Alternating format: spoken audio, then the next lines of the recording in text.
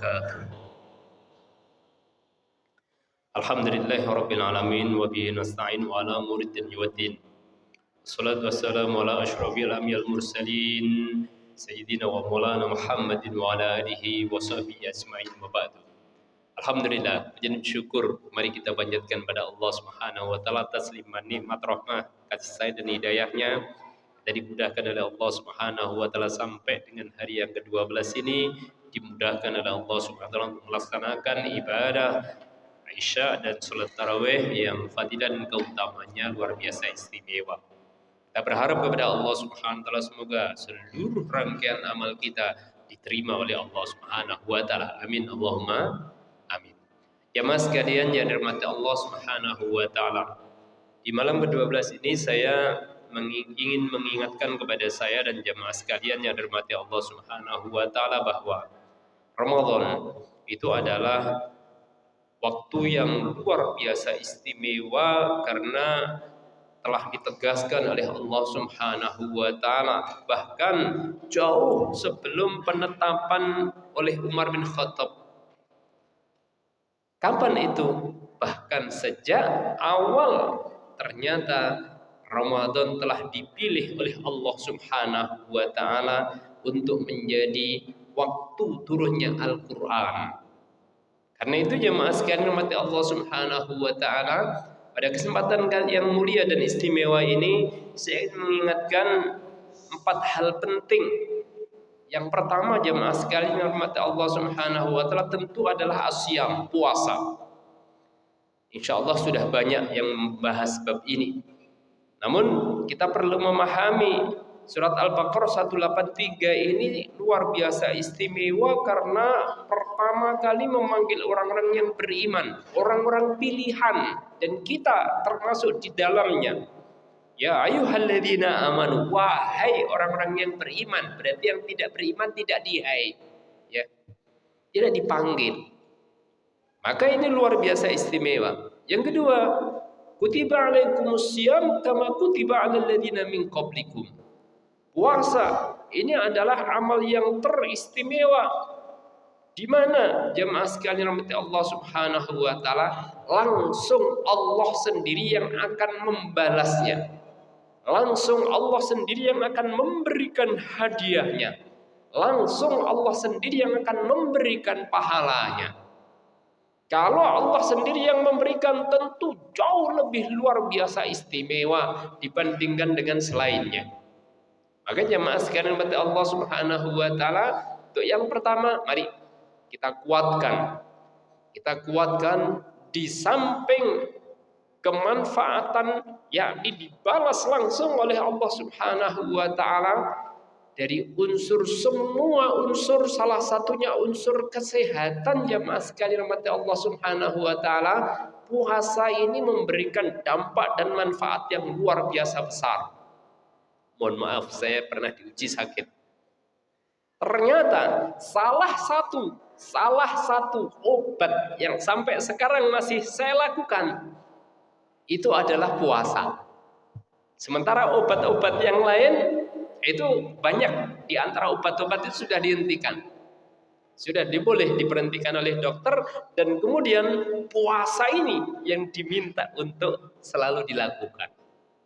Apalagi sekarang ketemu Ramadan, Masya Allah wa tabarakallah, manfaatnya luar biasa. Tentu dengan cara yang baik dan benar. Bukan kemudian siangnya puasa, ketika malamnya buka, makanannya enggak karuan, habis tarawih makan lagi, begitu ya. Kemudian nanti ternyata makannya tetap 3 kali, begitu. Itu yang makan utamanya, nanti makanan lainnya. Tentu tidak begitu. Bukan begitu. Bukan begitu. Tetapi benar-benar memanfaatkan manfaat puasa ini, salah satunya saya contohkan ini ya, sekali lagi bukan satu-satunya, salah satunya dalam hal kesehatan. Yang kedua jemaah sekalian rahmati Allah Subhanahu wa taala, dengan lafaz yang sama, hadis Bukhari Muslim, hadis muttafaq alaih, ketika Rasulullah menegaskan man shoma ramadhana imanan wa ihtisaban ghufira lahu ma taqaddama min dambi, untuk puasa, maka yang kedua Hadis yang sama, man qoma ramadhana imanan wa ihtisaban ghufira lahu ma taqaddama min dambi. Barang siapa yang qiyamul Ramadan, mayoritas ulama menafsirkan bahwa menjelaskan dari hadis ini yang dimaksud qiyamul Ramadan itu adalah tarawih. Sehingga ketika para ulama itu membahas, mohon maaf, misalnya karena kesehatan, karena yang lainnya dan sebagainya, ya kekuatannya terbatas, habis sholat isya, misalnya tidak sholat ba'diyah isya, ya. Tetapi kemudian ikut sholat taraweh, ya. Sholat taraweh itu dari sisi kualitasnya ternyata nilainya lebih tinggi dibandingkan dengan sholat ba'diyah isya. Padahal ba'diyah isya itu adalah terkuatkan, sangat disunnahkan, sunnah muakkadah, tetapi kalah dengan tarawih. Nah, jemaah sekalian yang Allah Subhanahu wa taala, itu yang kedua. Mari kita istiqomahkan. Sekali lagi jemaah sekalian yang Allah Subhanahu wa taala, seluruh amal-amal kebaikan, pokoknya bukan maksiat di bulan Ramadan itu istimewa nilainya. Bahkan ada hadis, walaupun diperbincangkan oleh para ulama, ada menyebutkan ini adalah dhaif, ya, tetapi ada yang menyebutkan hasan. Tapi setidaknya ini patut menjadi perhatian kita, ya, bahwa naumu shaimin, tidurnya orang yang berpuasa itu disebut sebagai ibadah. Sekali lagi hadisnya diperbincangkan, tetapi secara kontekstual, kalau kemudian kita gunakan misalnya tidur itu untuk istirahat, habis aktivitas kerja dan sebagainya, kemudian istirahat, setelah itu bisa bekerja dan beraktivitas yang lainnya, bisa membaca Quran dan amal-amal yang lainnya, maka tidur di situ yang niatnya benar, niatnya baik, itu akan menjadi kualitas, jauh lebih berkualitas dibandingkan dengan nggak ngapa-ngapain, dibandingkan dengan apalagi maksiat tentu. Maka luar biasa istimewa. Nah, jemaah sekalian Allah Subhanahu wa taala, tentu yang ingin saya sampaikan pada kesempatan kali ini adalah sebagian, tapi hal-hal yang terpenting dari bulan Ramadan itu. Yang lain monggo, silahkan. Kita punya aktivitas, kita punya pekerjaan, kita punya berbagai kegiatan, monggo silahkan. Atur waktunya, atur kesehatannya, atur kesempatannya, tapi jangan lupakan setidaknya yang 4 ini. Berikutnya yang ketiga, jamaah sekalian Allah Subhanahu wa taala, di 2 ayat berikutnya, kalau tadi puasa 183, maka di 185-nya Al-Baqarah Allah menegaskan bahwa syahrul Ramadan alladzi unzila fihil Qur'an hudan linnas wa bayyinatin minal huda wal furqan. Bulan Ramadan itu adalah bulan yang dipilih oleh Allah Subhanahu wa taala untuk turunnya Al-Qur'an. Di mana kita tahu bahwa Al-Qur'an itu adalah kalamullah, dia bukan makhluk.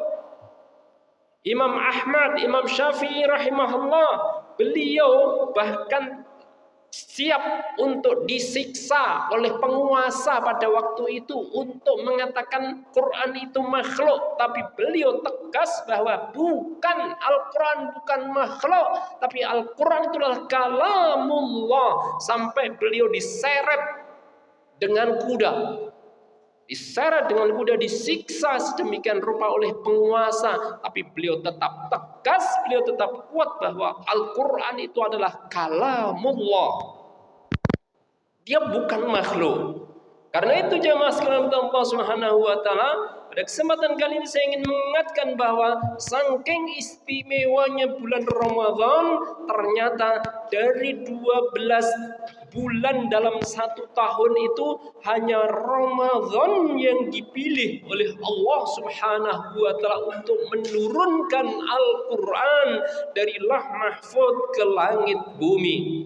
Sehingga jemaah sekalian mata Allah Subhanahu wa taala, inilah yang kemudian ditegaskan dalam 185 surat Al-Baqarah bahwa syahrul Ramadan alladzi unzila fihil Qur'an.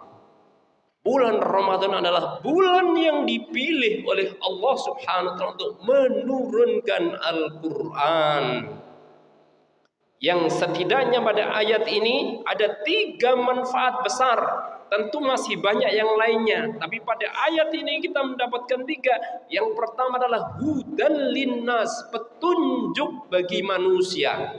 Dan petunjuk ini bukan, mohon maaf, bukan orang yang mungkin beraktivitas di bidang, dalam tanda kutip ya, di bidang agama begitu. Enggak. Al-Quran itu menjadi petunjuk bagi orang, bagi manusia dalam berbagai bidang. Bahkan jamaah sekalian rahmati Allah, sekian banyak non-muslim ini ya, itu melakukan konten isi-isi dari Al-Quran walaupun mereka tidak Islam, dan itu merasakan manfaatnya dalam bisnisnya, dalam sosialnya, dalam beraktivitasnya, bermanfaat. Apalagi sebagai seorang muslim, maka pasti ketika kemudian kita bertekad kuat untuk memahami dan kemudian mengamalkannya, pasti akan menjadi hudal linnas, petunjuk bagi manusia. Bahkan dilanjutkan wabayyinatim minal huda, dan penjelasan dari petunjuk tersebut. Kemudian yang ketiga adalah wal furqan, sebagai pembeda antara yang hak dan yang batil, antara yang benar dan yang salah, antara jalan yang sukses menuju sukses maupun jalan yang menuju kegagalan. Semua itu pasti akan didapatkan di dalam Al-Quran. Maka jemaah sekalian mati Allah Subhanahu wa taala, pada kesempatan kali ini saya ingatkan ada 5 kewajiban. Ada banyak sih, cuma kita ringkas menjadi 5 kewajiban penting terhadap Al-Quran. Wajibuna nahwal Quran. Apa saja? Yang pertama adalah pastinya kita beriman dengan sepenuh hati. Yang kedua adalah tilawatil Quran, membaca Al-Quran. Membaca saja, bahkan mohon maaf, orang yang belajar membacanya belum lancar, tapi dia belajar membaca, itu saja 1 huruf mendapatkan minimal 10 kebaikan. Maka kalau kemudian dia membaca alif lam mim begitu, dapat berapa jamaah? Minimal dapat 30, minimal. Bisa lebih tentu, bisa lebih, bisa 100 kali, bisa 700 kali, bisa wallahu yudha'ifu liman yasha, bisa lebih dari itu semuanya. Maka jemaah sekalian Allah Subhanahu wa taala, itu yang pertama, yang kewajiban kita. Yang kedua yakni membaca. Maka mari kita gunakan kesempatan di bulan Ramadan itu untuk membaca Al-Quran. Imam Syafi'i rahimahullah itu kalau di bulan Ramadan mengkhatamkan Al-Quran 2 kali dalam 1 hari. Berarti 1 bulan berapa kali jemaah? 60 kali. Kita kira-kira berapa kali? Monggo terserah ya, terserah. Tetapi usahakan bisa khatam. Bisa khatam 1 kali. Itu dari sisi membacanya. Yang ketiga adalah memahaminya. Kita memahami isi yang ada di dalam Al-Quran tersebut. Yang keempat adalah mengamalkannya. Dan yang kelima adalah mengajarkannya. Maka jemaah sekalian Allah Subhanahu wa taala, inilah kewajiban kita terhadap Al-Quran. Dan pada kesempatan kali ini jemaah sekalian Allah Subhanahu wa taala, dalam ceramah saya terakhir ini, saya ingatkan 1 lagi kebiasaan yang dilakukan Rasulullah sallallahu alaihi wasallam. Rasulullah itu adalah ajwadan nas, manusia yang paling dermawan. Rasulullah itu paling dermawan. Begitu masuk Ramadan, kedermawanan Nabi itu melebihi angin yang berhembus. Padahal angin itu tidak ada jedanya ketika memberikan udara kepada kita. Tapi Rasulullah SAW dalam hadis muttafaq disebut bahwa Rasulullah itu adalah lebih dermawan dibandingkan kedermawanan beliau melebihi angin yang berhembus. Maka jemaah sekalian Allah Subhanahu wa taala, dan ini kunci penting. Mungkin di antara jamaah banyak yang sudah merasakan, tapi ingin saya sekaligus untuk menegaskan kepada saya dan kepada panjenengan semuanya untuk memahami benar bahwa mari Ramadan 1447 Hijriah ini kita jadikan sebagai tonggak penentu semangat kita untuk berbagi, semangat kita untuk berinfak, semangat kita untuk bersedekah. Kenapa? Karena ternyata tidaklah orang mengeluarkan hartanya di jalan Allah Subhanahu wa taala kecuali pasti dibalas oleh Allah Subhanahu wa taala dengan balasan yang luar biasa istimewa. Dapat mengambil pelajaran sekian banyak sahabat Nabi. Salah satunya adalah Abdurrahman bin Auf. Kekayaannya luar biasa. Itu justru karena kegemaran beliau untuk berinfak dan bersedekah. Maka ini menjadi pelajaran berharga. Oh, jangan-jangan seretnya rezeki saya itu karena saya jarang bersedekah. Maka jemaah sekalian Allah Subhanahu wa taala, sebagai penutup, mari di bulan Ramadan 1447 Hijriah ini kita kuatkan spirit dan semangat kita untuk sejak sekarang saya ingin benar-benar menjadi orang yang dermawan. Setiap hari kita berinfak, monggo berapapun, sesuaikan dengan kemampuan dan semangat yang ada di dalam diri kita. Pasti nanti Allah Subhanahu wa taala akan memberikan, dan yang lebih istimewa lagi nanti adalah wallahu yudhaifu liman yasha. Allah akan berlipat gandakan dengan pelipat gandaan yang istimewa. Terima kasih atas keperhatiannya dan mohon maaf atas segala kesalahan dan kekurangan. Usini wa iyyakum bittaqwallah. Assalamualaikum warahmatullahi wabarakatuh.